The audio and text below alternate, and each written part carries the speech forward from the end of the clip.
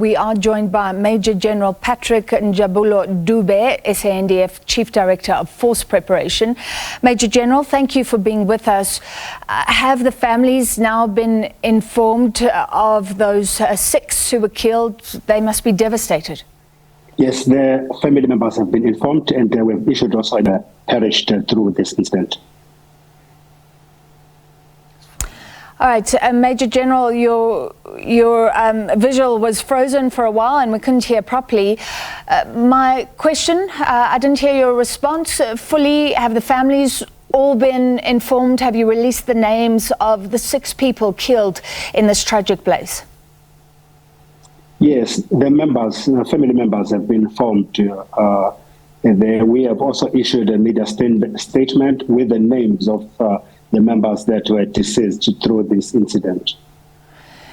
Could this tragedy have been avoided? Let's play, before we get your response, I'd like to show you what the Northwest Umbrella Fire Protection Association told us yesterday about fires in the area and what could have possibly happened here. Let's take a listen. Government is not compliant with the Veld and Forest Fire Act number 101 of 1998. They do not have fire breaks in place in most areas. Most government departments are not members of the Fire Protection Association, and I believe the Defence Force also is not a member of the Fire Protection Associations in the Northwest, so I assume it's the same in the Northern Cape. And then we also have the fact that we don't have peace officers who've been appointed by the Department of Forestry, Fisheries and the Environment.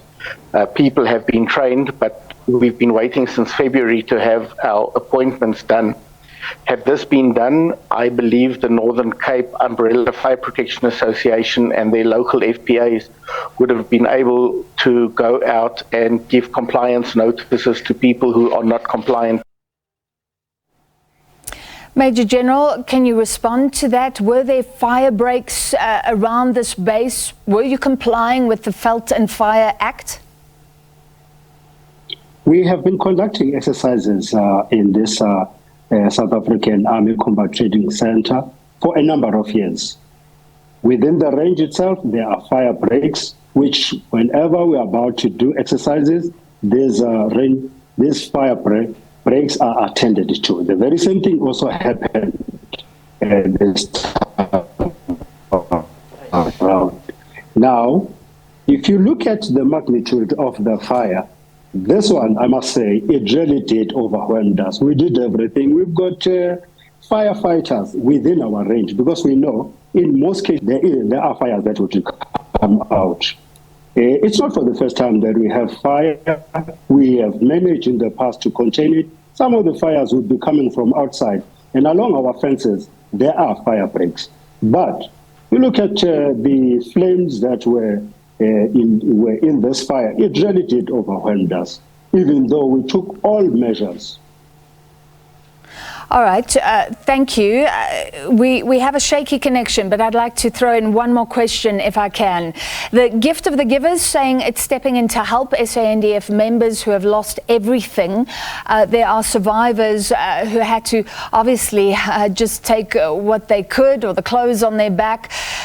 Questions have been asked, why can't the SANDF provide something for its own members? Why is the Gift of Givers stepping in here? Well, we were called by the Gift of the Givers yesterday. And of course, one cannot refuse any person that would want to offer. Even the local community here around Postmansberg, Katu area, they have offered also some material to us. You know, we were talking of, simple things like your toiletries, your mattresses, and so on. It's not only the Gift of the Givers that have also offered to provide us with toiletries and other stuff that are immediately necessary for members. We do have also our own capabilities to do, but you can be sure we cannot refuse if we are offered something. Are you rehousing members affected? To what extent is the base usable or completely damaged? This incident occurred in the training range, which is outside in the field. Those members that were affected, we have withdrawn them But in few days, they are going back there. All that we are doing today is just to clear everything. We've had an helicopter also taking pictures so that, because of course, you know, there is an accident scene. So there are procedures that need to be taken. But once the area has been cleared, members are ready to go back and we continue with the exercise. At the same base, so it will be used in the same fashion? We'll have to decide which area we're going to use. Like I'm saying, the base was established in the field. We've got a vast range here, so we can establish the base anywhere. But of course, it will be even easy to establish the base where it was, because all that happened was the grass. It is the grass that burned, and of course, some equipment, which, as I'm saying, we are clearing the equipment. All right, thank you for that clarity. Our last report suggesting the fire is not out but under control. Is that still the situation? We have managed to contain the fire, but of course, the area is prone to fires. With the climate here and the weather patterns, anything can still happen. That is why we are ready again to combat the fire. And I must say, take the opportunity also to thank the local community, especially the farmers, who came out also in outside the range to kill the fire before it could even enter where